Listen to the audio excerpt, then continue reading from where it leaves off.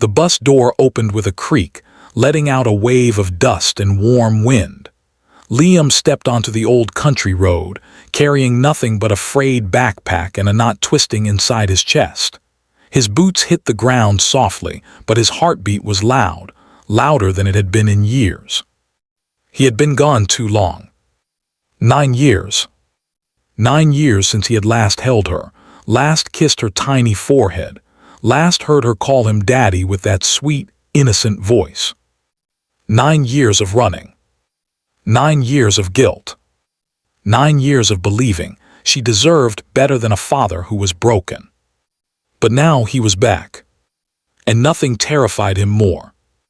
He looked down the long gravel path leading to the house where his daughter lived, a cozy white farmhouse with purple flowers that still grew along the porch. He remembered planting those flowers with her mother. He remembered laughing when their toddler daughter pulled one out and tried to eat it. His throat tightened. He clenched his backpack strap. He took one hesitant step. He had rehearsed this moment 1,000 times. "I'm sorry. I missed you. I never stopped loving you." But none of the words felt big enough to carry 9 years of pain. A car passed on the road, slowing slightly as it approached him. The window rolled down. A familiar voice called out, "Liam, is that really you?" He turned. Mrs. Alder, the neighbor, stared at him in disbelief. Her hair was grayer, her eyes kinder. But the shock on her face told him everything. "Everyone said you weren't coming back," she whispered.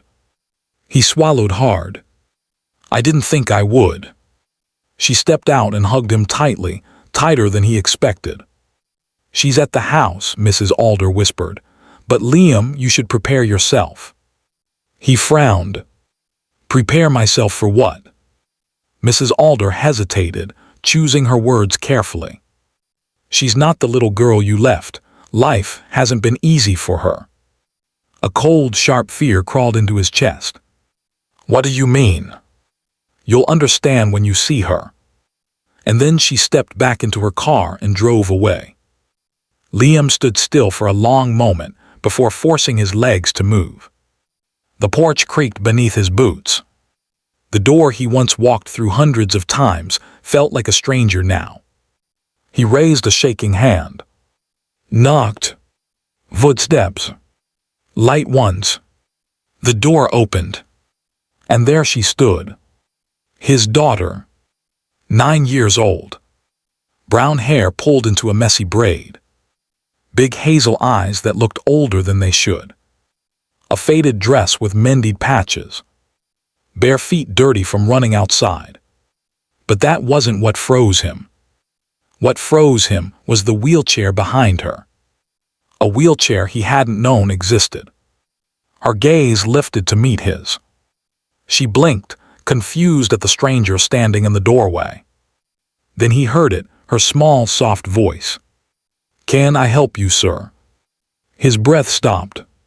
She didn't recognize him. His daughter didn't know him. Liam's knees weakened, and he grabbed the doorframe to steady himself. The little girl tilted her head, studying him with a familiarity she couldn't name.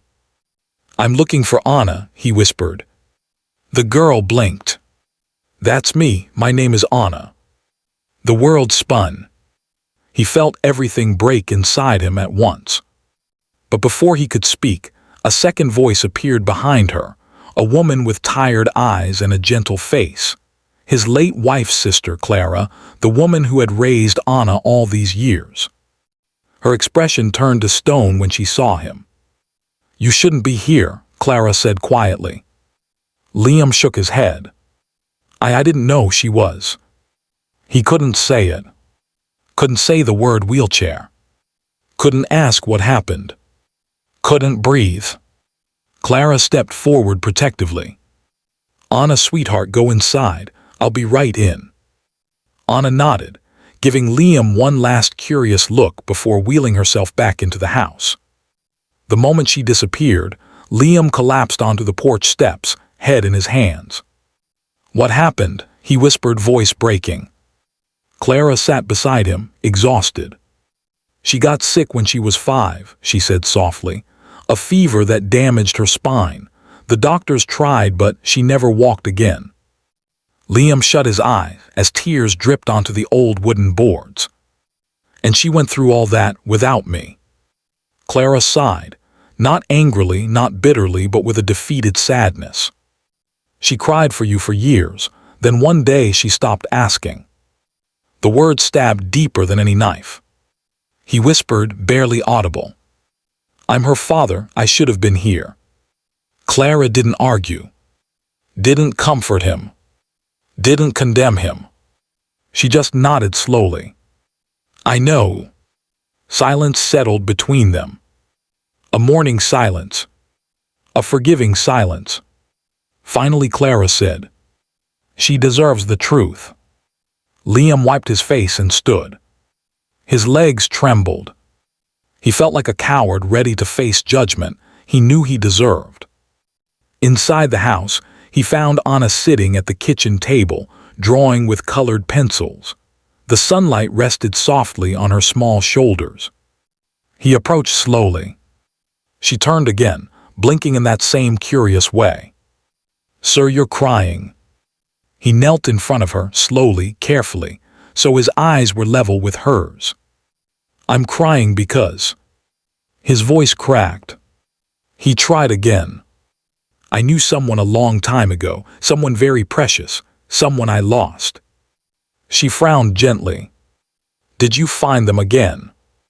He let out a broken laugh. I'm trying. She stared at him for a long moment, then reached out her tiny hand and placed it on his cheek, wiping a tear he hadn't realized was falling. You look so sad, she whispered. I wish I could help. Her kindness destroyed him. His chest tightened and he broke. I'm sorry, he whispered. His voice shook. I'm so sorry. Anna stared confused. For what? Liam swallowed hard, meeting her eyes fully. For leaving you. She froze. The pencil dropped from her hand. W what? He forced the words out, voice trembling with every syllable. I'm your father, Anna. The room fell silent. Her mouth parted. Her breath caught. Her eyes glistened. You. She shook her head.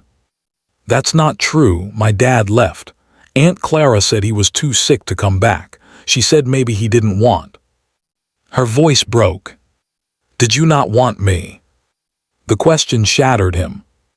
He grabbed her small hands carefully, holding them like they were something holy. I wanted you more than anything in this world, he said through tears. But I didn't think I was good enough for you. I thought you deserved better than a father who was falling apart. Anna's lips trembled. You should have come anyway. I know. He pressed her hands to his forehead. I know, and I'll regret it every day for the rest of my life. She looked at him, long, searching, trembling. Then suddenly, she leaned forward and wrapped her thin arms around his neck. Her voice came out in a broken whisper. Please don't go again. He held her tight, burying his face in her hair, promising without words, without hesitation, without doubt.